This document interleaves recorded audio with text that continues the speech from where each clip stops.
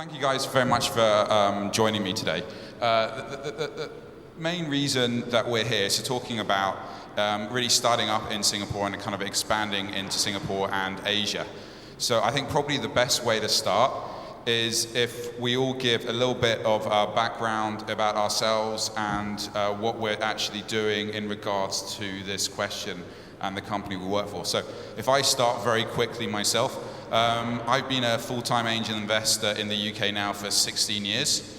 And about 3 years ago, I expanded and I moved to Singapore to invest in early stage, mostly tech companies in Singapore and the region. And I split my time between London and Singapore. Now, over to you, Nick. Hello, I'm Nectaris Lelius, co-founder and CEO of startup Bootcamp, Fintech and Insurance. We run a network of accelerator programs around the world on different verticals, always funded by industry players and VCs who have an appetite for innovation. And we started the program, the first Fintech program in London at the beginning of last year, and for us the next logical step was to set up a program in Singapore. So we're now in the process of recruiting our second cohort. And that's all for the moment, I guess. Yes, YouGov is a market research company founded 15 years ago. I'm CEO and founder. But what we're doing in Singapore, which is unique, is we are building what we're calling the Singapore Cube, which is a data cube of connected information about the citizens on a huge number of variables, updated every day, and we hope something that will be a fantastic tool for understanding the nation as everything else is being connected up, all the data about attitudes and way people live their lives and so on, connected in one data cube. Hi, I'm Crystal. So I'm the VP of APAC for Brandwatch. It is not a watchmaking company. It is a social media intelligence and listening platform founded 8 years ago in Brighton, and we just completed our Series C of funding at $33 million. Previously, I was the head of content at Twitter. I'm Matt Clifford. I'm co-founder and CEO of Entrepreneur First, which is a new way of building technology companies by starting with talent pre-company and spending 6 months with them working very intensively to form a team, develop an idea, validate that idea, and raise a first round of funding. So we've been operating in the UK for 4 years, and Infocom Investments are one of our investors in the UK, and we're currently working with them to explore what Entrepreneur First in Singapore would look like.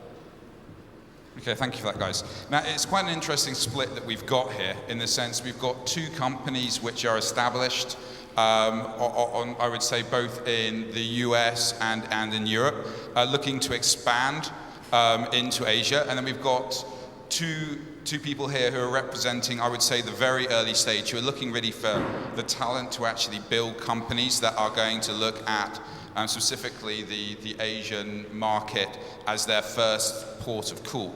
So I'm going to have a couple of questions which I think will cover all of you, and then a couple of questions that will cover those two topics. So I think for Nectaris and Matt, you've both, well, Matt, you're in the process of moving to Singapore. You've just started moving in Singapore, and you're looking for talent and opportunities, for people who are trying to launch something there. What have been and you've both got programs that run in Europe. What has been the biggest differences or the biggest challenges that you faced actually moving out to Singapore on that, moving a model from here to Singapore and then to Asia? Well, the starting point for Entrepreneur First is the idea that the default options for talented people, what talented people assume they should do with their careers, really, really matters in a society, and it really matters for a startup ecosystem. So when we started in London 4 years ago, we very much saw the financial services industry, the professional services industries as, it'd be an exaggeration to say the enemy, but certainly as the target. We felt that the most ambitious people were going into finance almost by default, and we wanted to try and switch that to startups and to being founders. So in exploring Singapore, I think what we're seeing is that in some ways, the kind of culture of ambition there very much reminds us of the UK 4 years ago when we started working here. Although there are some really important differences, one of which is the role of government, actually. Government is I would argue, a much more prestigious employer in Singapore than it is in the UK. But another is the structure of education and the structure of getting thumbs up from Steve, which is good. Very prestigious. Another big difference is how careers are structured. If you think about the kind of classic stereotype of a founder in Silicon Valley or even in London, it's you're kind of 20-something, kind of probably male, recent-ish grad, and obviously that doesn't necessarily translate at all to Singapore, and we're seeing some big differences, particularly around age and stage, which I actually think are a really exciting opportunity. Our program is a lot more niche, right? So we're looking at the financial industry directly, and I thought we were going to talk about the good bits, but that's fine. There are good bits. I think there's something very interesting in Asia, which is a startup is not necessarily the first thing that comes to mind, talking about the entrepreneurial spirit. The government is doing great things, but at the same time, the government's also spoiling entrepreneurs, or young people are looking to do something. Early stage money is maybe a little bit too easily available, so you don't get the guys who are prepared to sleep on their friend's sofa because they put every single penny into the startup. So there's a little bit more, I'll do this, and if I run it against the wall, no harm done. So there's an element of that. And then there's questions around visa, getting people into the country, because our program has a regional focus. So being able to get people to come and stay in Singapore for 3 months is something that we found a little bit difficult. Simple things like setting up bank accounts for entrepreneurs who come from overseas. So a lot of it is not Singapore as a local market, but Singapore as a regional hub that we've been struggling with to some degree. But yeah, so not big things. So I guess to Stefan and Crystal, the question is you've picked Singapore. You're focusing on, you're expanding into Asia. So I guess first off, what excites you about moving into Asia? And also then, why have you picked Singapore as the base? It's been kind of mentioned in the previous panel, but for you, why was Singapore specifically the right place to start off your kind of Asian journey for you guys? Shall I go first? Okay. So I think we were discussing this over dinner last night. I mean, you and I were talking about how Singapore is like the crown jewel in the midst of many other nations that are completely different in terms of doing business, whether it's Indonesia or Philippines or Vietnam, which are the other nice nations to do business with. But I think in terms of Singapore-wise, what really attracted me to this, number one, I'm Singaporean, so of course I'm going to side with Singapore.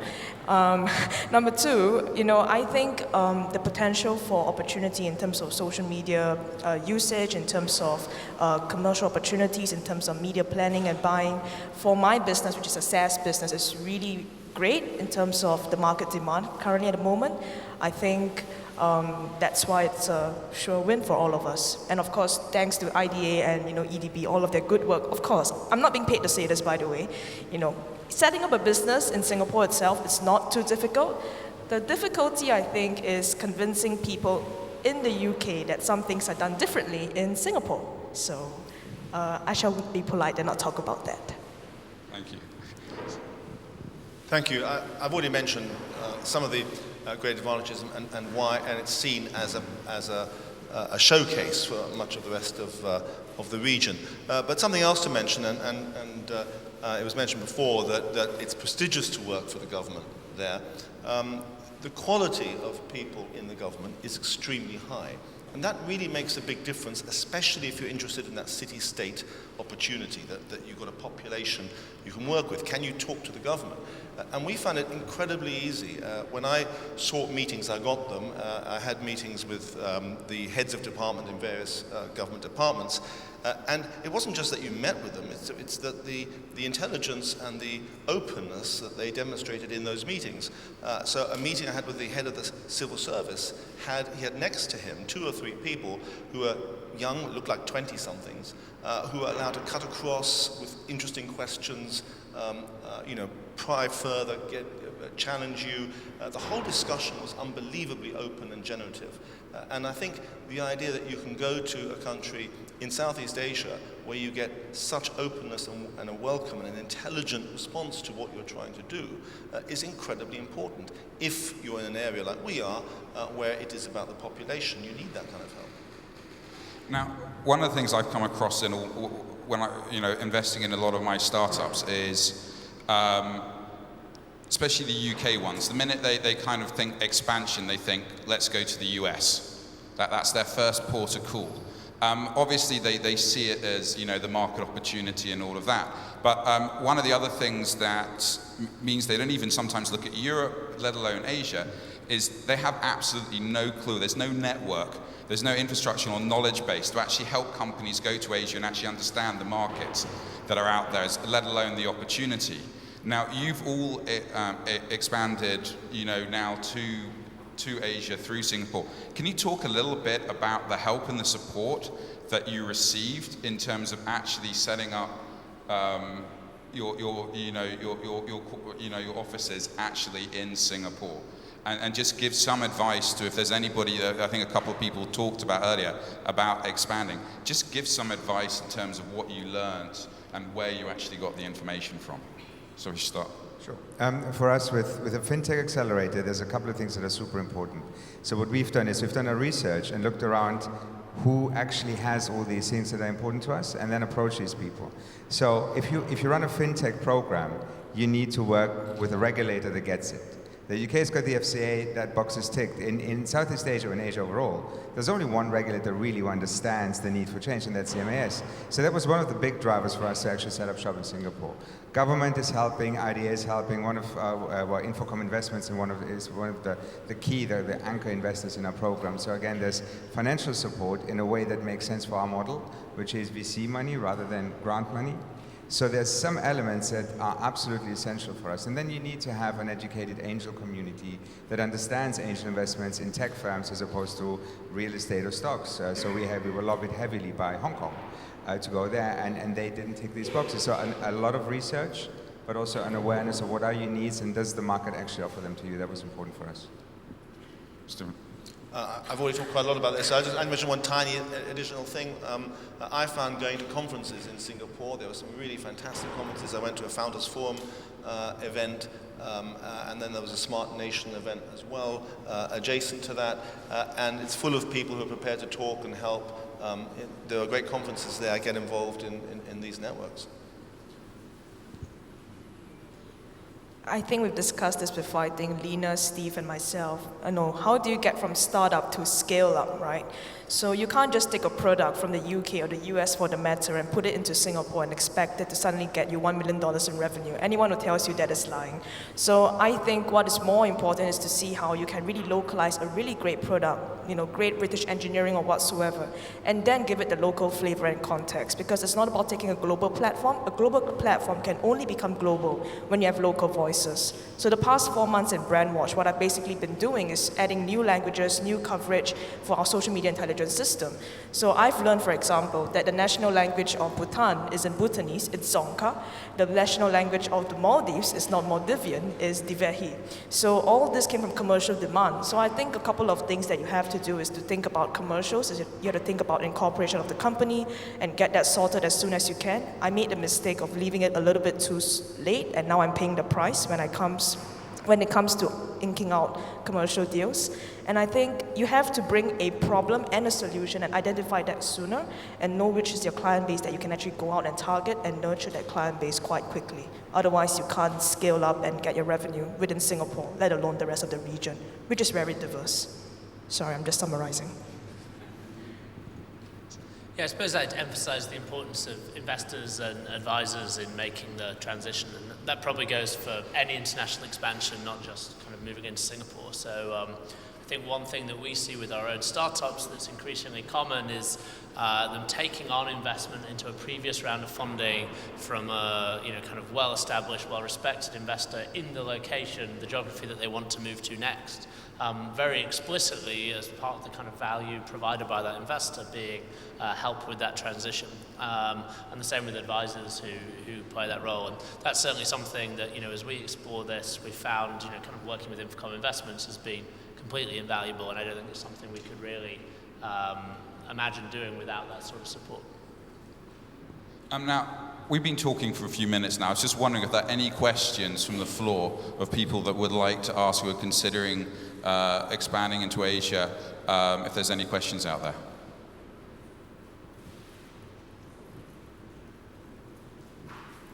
Okay, well, carry on our side then. So Chris, one of the things that you've said, you've expanded into Singapore, and you mentioned that one of the big differences, I guess, in Asia is that even compared to Europe, there's so many different languages, there's different cultures in terms of even like the GDPs are drastically different from one country to the next.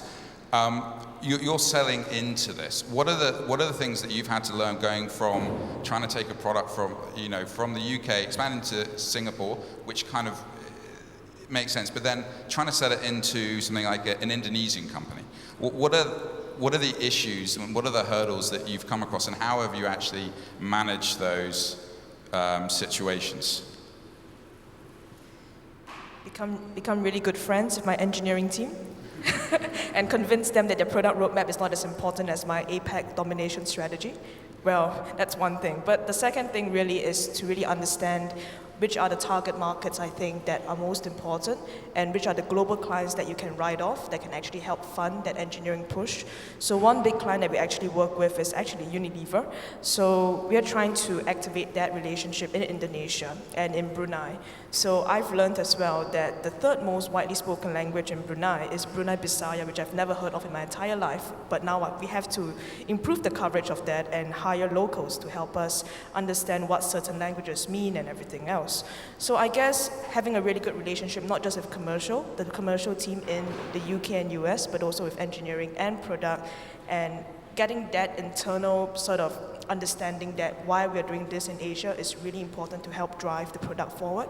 Because I believe when you come out to Asia and then talk to different commercial clients, they're at different ends of the spectrum when it comes to social maturity. Like clients in Singapore, they're a lot more socially mature. They understand how media budgets or creative budgets are planned and how we can actually sell into these clients at different levels of the organization.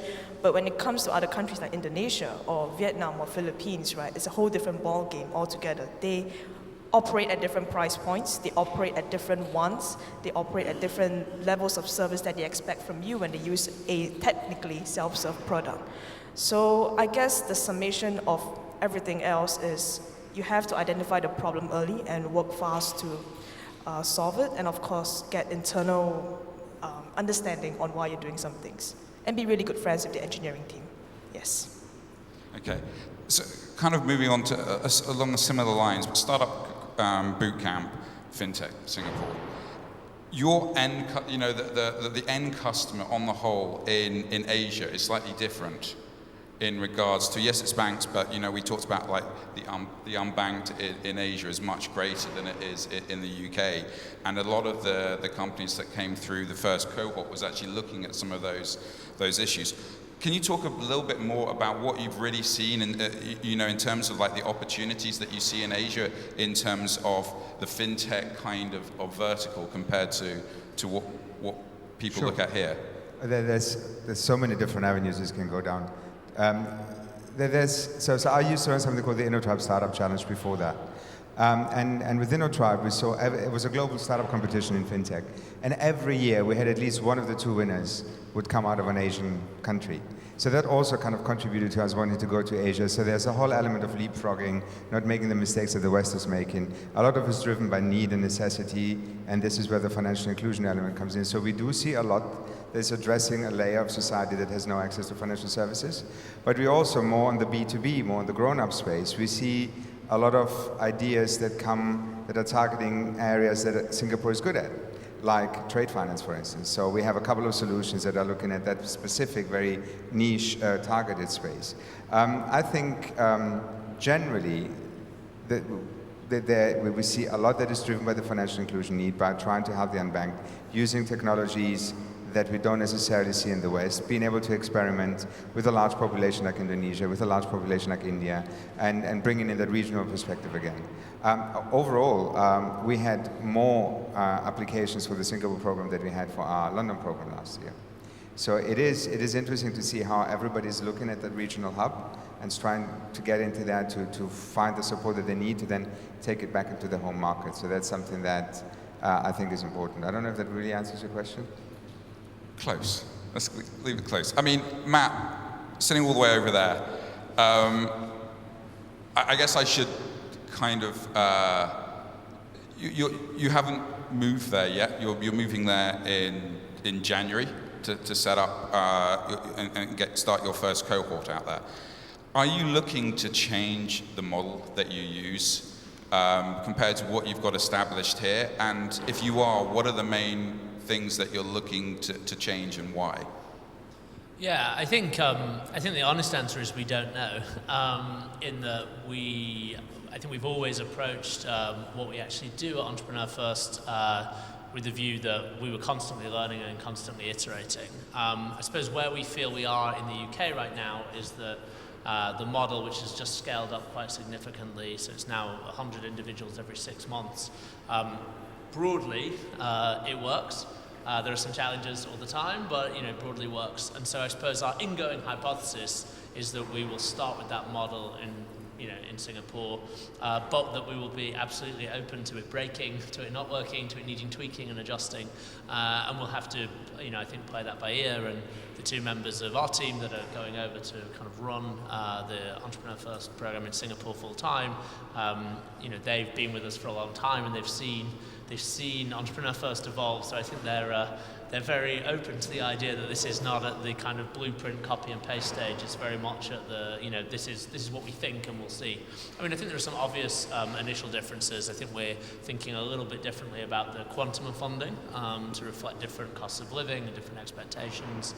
I think we're thinking a little bit about as I said, the kind of age and stage of the people that join Entrepreneur First will probably be a bit different. And again, that influences funding, it influences structure. But, I suppose just as when we advise our own portfolio companies on international expansion, we're trying to practice what we preach in that, I think you can absolutely have a playbook and absolutely go in with an operating model. But if you're not prepared for it to break and need, some pretty significant tweaking, then you're probably setting yourself up for a fall. I had an armed waved at me and said we've only got a few minutes left.